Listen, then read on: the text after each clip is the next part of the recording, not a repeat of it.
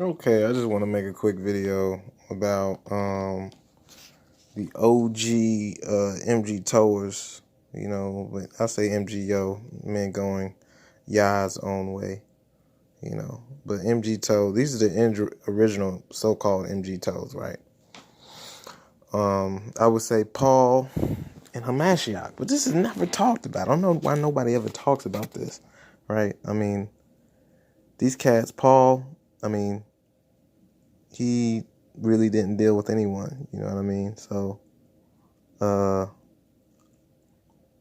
course, I'm gonna get it in the scripture just to prove what I'm saying. I'm gonna get 1 Corinthians 7:1.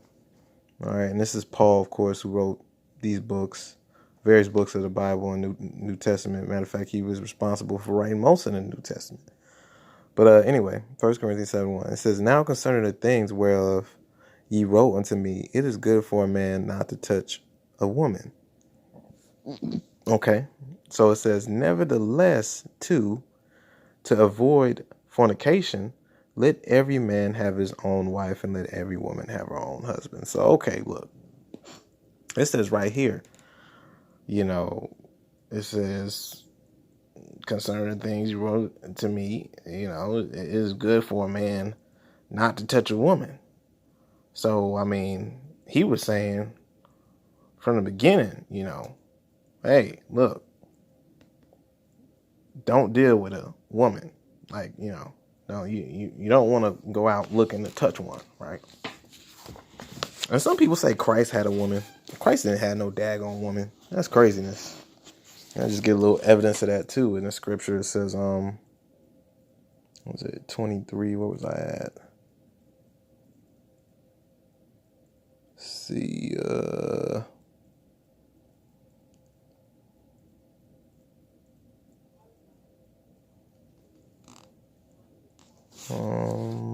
was I at?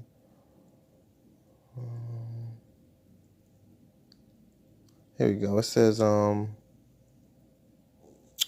this is Luke 23. I'm gonna start at like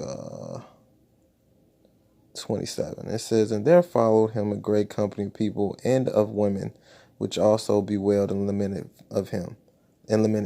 Okay, so these women was following him crying. Okay, of course, if this is one of his wives or something like that, or his wife, you know what I'm saying, wouldn't they would have said it in the scripture? It definitely would have said it.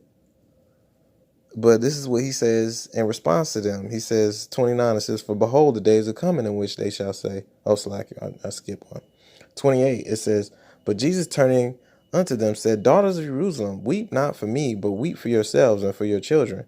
So he didn't even name one of them. He didn't say, "Oh, wifey, please don't weep for me. Don't be sad for me." Or, he didn't do one of those, He said, "Hey, wait a minute, look, weep for the future."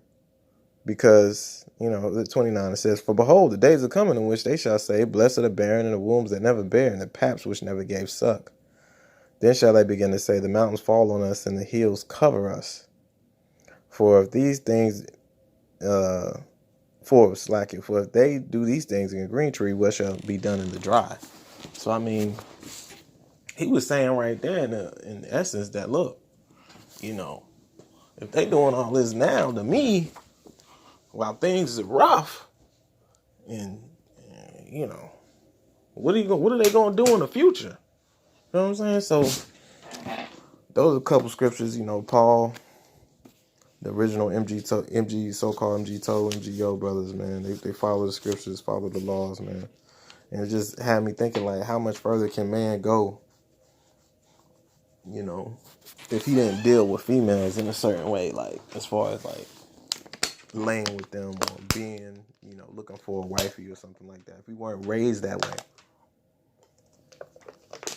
you know what I mean? I think we should raise our sons to not be players or deal with females at all, man. Like, raise your son to worship God, man. Worship the Most High. You feel what I'm saying? And then whatever he comes into as far as like, his talents, then let him do it. But raising them to sleep around with a whole bunch of females is confusing. It's bringing confusion in his life, So you take that away from him at a young age, then you'll be surprised. You'll be surprised what he can accomplish. You feel what I'm saying? Because females are huge distractions. But anyway, Shalom.